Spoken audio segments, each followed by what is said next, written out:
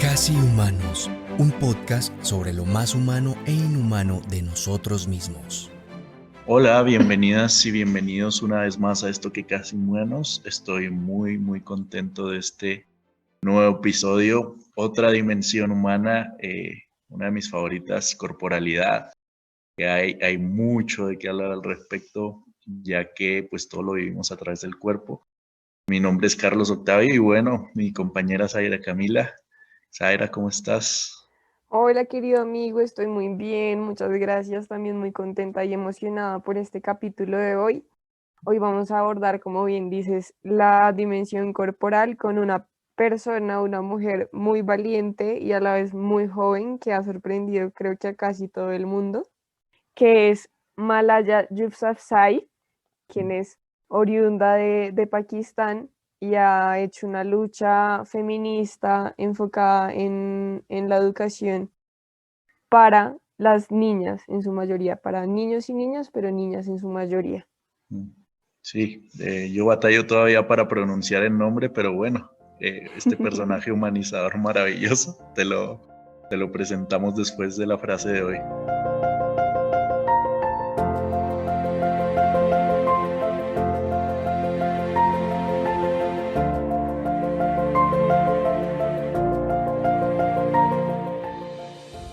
Parte de la naturaleza humana es que no aprende la importancia de nada hasta que se nos arrebata de nuestras manos. Malala Yousafzai.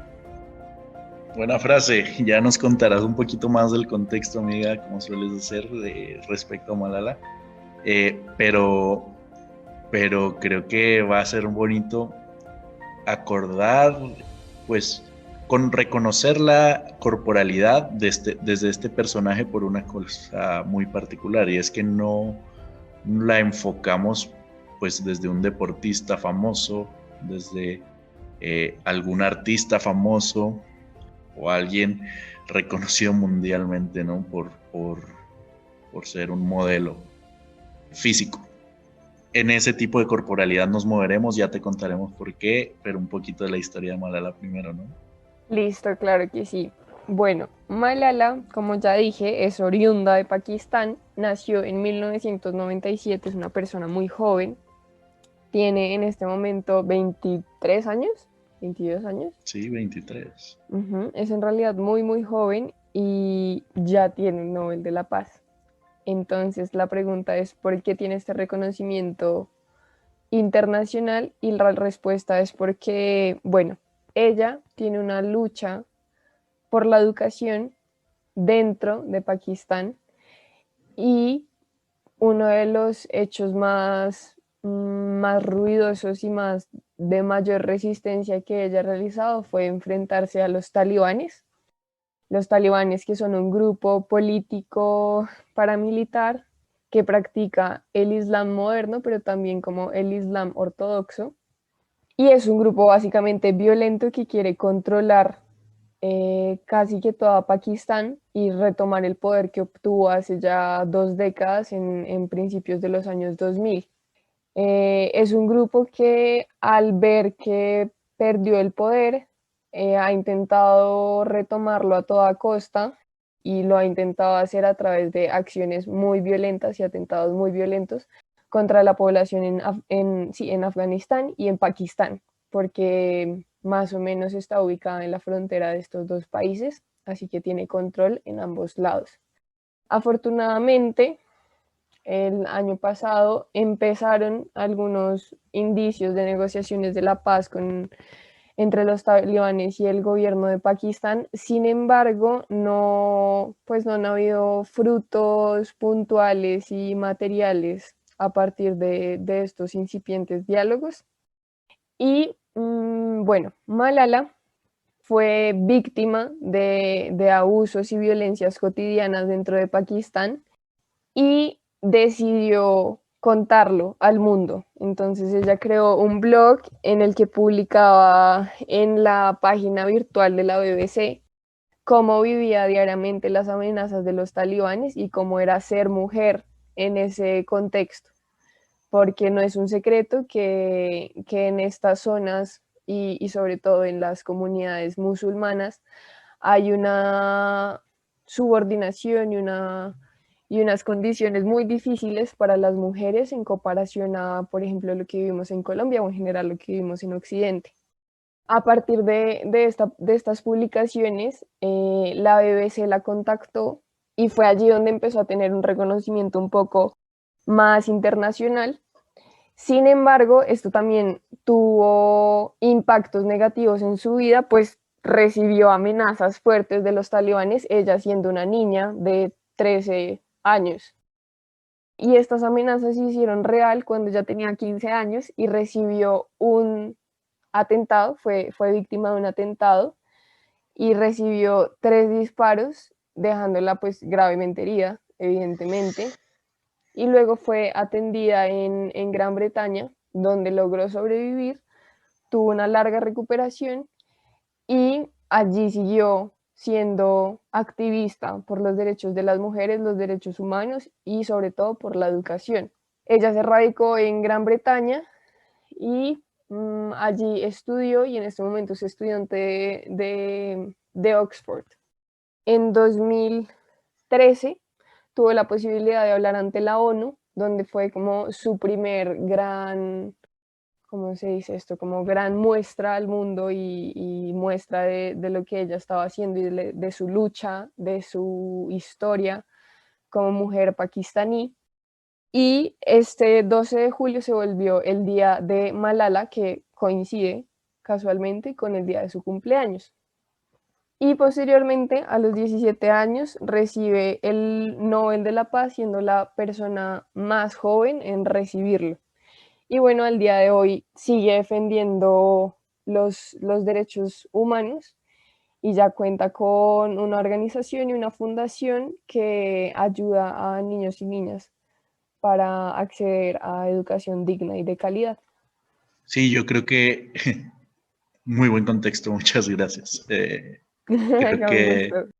creo que la lucha de Malala va muy de la mano precisamente de ese ser mujer del que hablas y del contexto en el que desarrolla su vida, que él, pues, hasta cierto punto, sin caer en un juicio desde Occidente para Oriente, ¿no?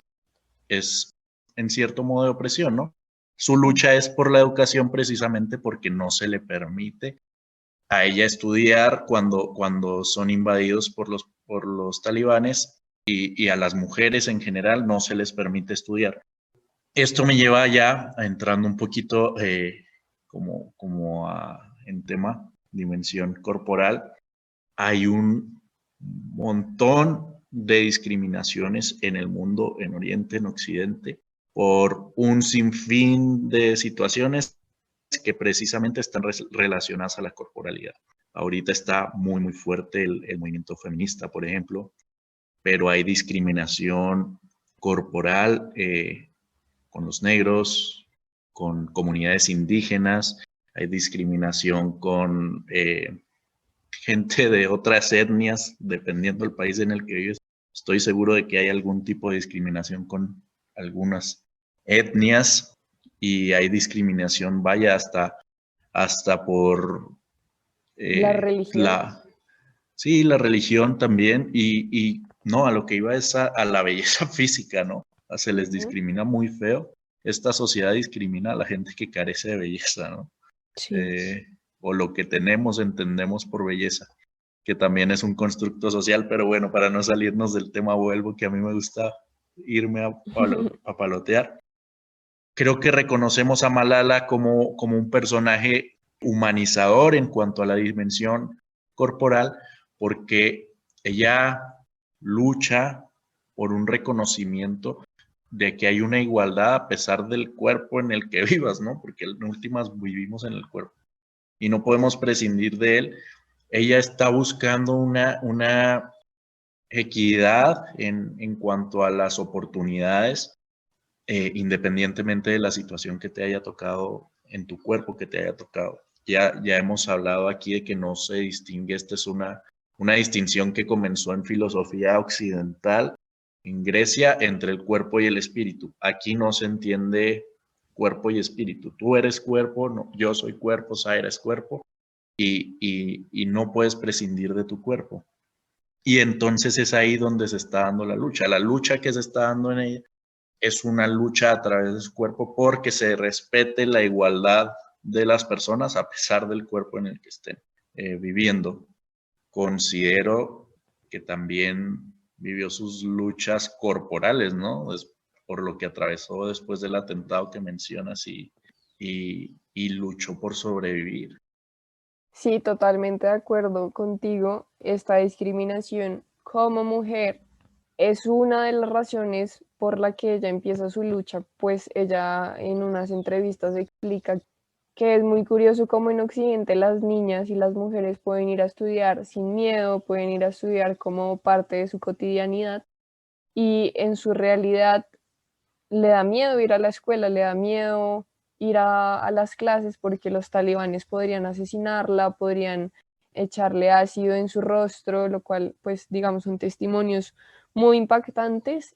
Y el hecho de que ella reconozca su corporalidad, las condiciones que debe vivir por tener el cuerpo de una mujer, la llevan a tener que vivir estas condiciones y estas formas de vida difíciles y el poder reconocerlo hace que empiece su lucha a la vez que reconoce los problemas y las dificultades que tienen las corporalidades de otras mujeres. Porque también hay otra frase que ella menciona que es que ella no cuenta su historia porque es única, sino que la cuenta porque es la historia de muchas niñas en Pakistán y en Afganistán.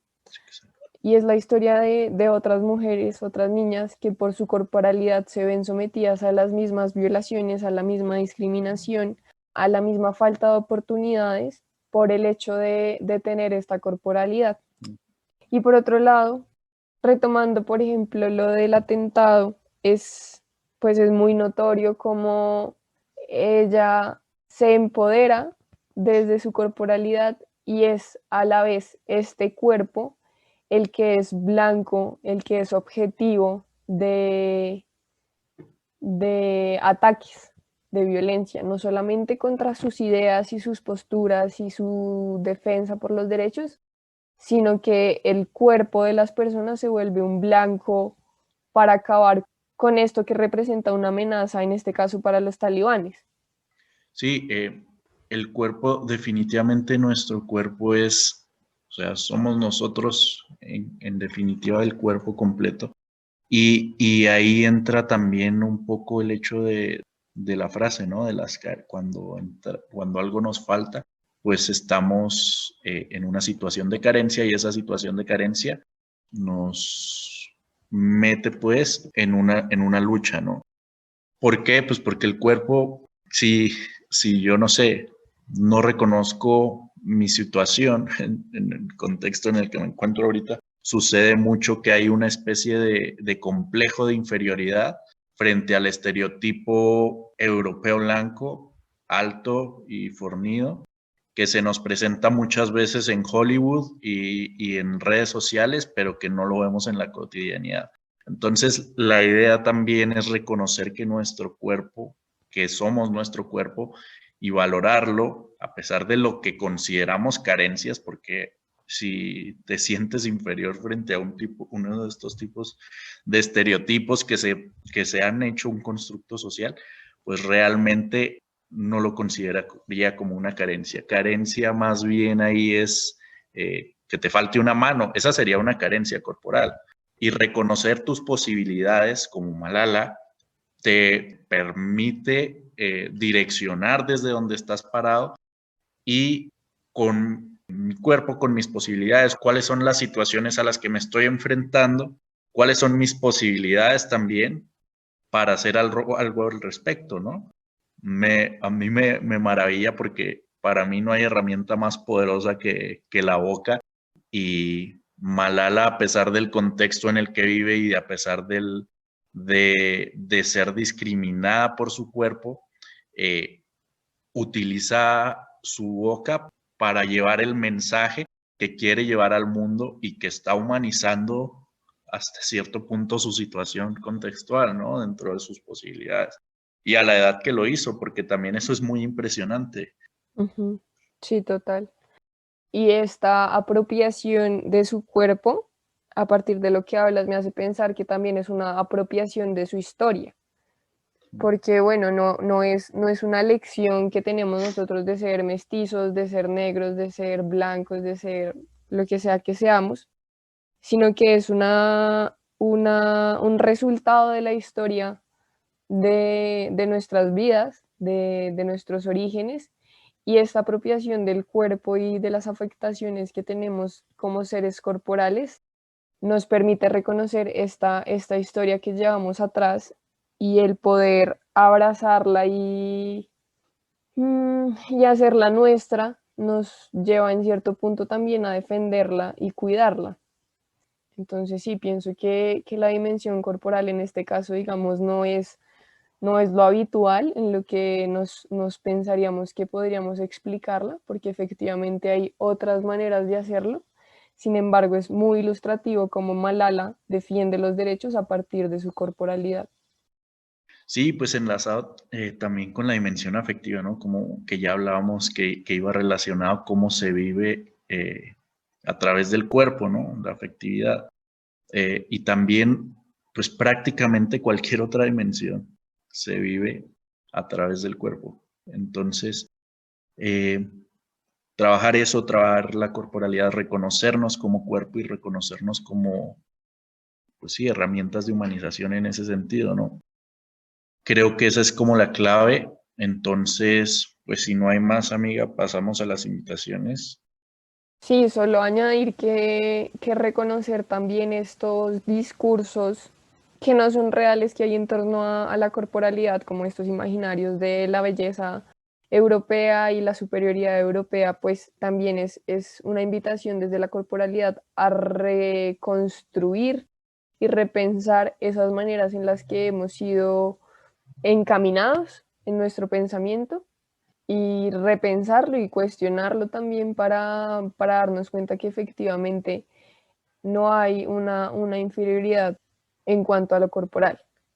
Sí, pues de hecho, enlazado ya con eso, a mí me gustaría hacer mi invitación, porque bajo eso, ¿cuántos de nosotros no nos tomamos una foto con un filtro, no? No reconociendo Ajá. nuestra corporalidad o disminuyéndola y no valorándola, ¿no? O prefiriendo otra. Exacto, que es un imaginario, que la virtualidad en últimas es una irrealidad.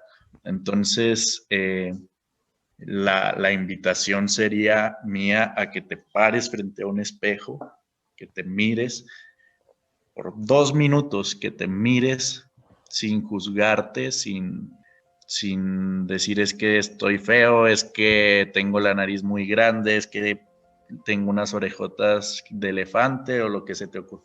Sin juzgarte, sino que te mires al espejo, que reconozcas que eres tú el que estás viendo y, y que te digas me quiero. No, a lo mejor no eres físicamente el estereotipo que quisieras ser, y créeme que nadie lo es, pero, pero dite a ti mismo me quiero en el espejo. Gracias, amigo. Qué bonita reflexión. Yo Invitación. invitaría a que pensemos en nuestros lugares de enunciación desde la corporalidad y pensemos cuáles son nuestros privilegios y nuestras afectaciones por la corporalidad que tenemos, como hombres, como mujeres, como negros, blancas, trigueños, como estrato 1, 2, 3, que son condiciones que también están atravesadas por nuestra corporalidad, aunque no lo son todo. Nos daría muchas luces para saber qué privilegios tenemos en aras de qué podemos brindar de nosotros y qué afectaciones tenemos en aras de cómo podemos defender aquello que nos está siendo arrebatado.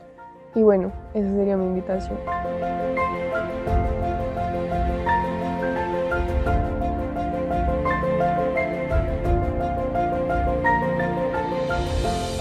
Pues listo, muchísimas gracias por escucharnos, muchas gracias por dedicarnos tu tiempo. Yo espero que empieces a encontrar un poquito de luces en cuanto a la dimensión corporal con lo que te hemos contado aquí hasta ahora. No te presentamos un deportista, un atleta olímpico, campeón, multicampeón, precisamente porque no es el modelo al que todos aspiramos y no es el modelo perfecto. Tu cuerpo es perfecto tal y como es y es el único que tienes y el único que vas a tener, entonces valóralo, cuídalo y disfrútalo. Exacto, amigo. Y que ese tipo de corporalidad no es la única corporalidad que hay. Hay muchas corporalidades y la corporalidad es mucho más que un cuerpo ejercitado y bello en ciertos estándares. Entonces, bien, pues no siendo más, muchas gracias por oír un capítulo más con este equipo de Casi Humanos. Muchas gracias por tomarte el tiempo y muchas gracias por permitirte escuchar estas invitaciones. Gracias por dedicar tu tiempo a ser un poco más humano.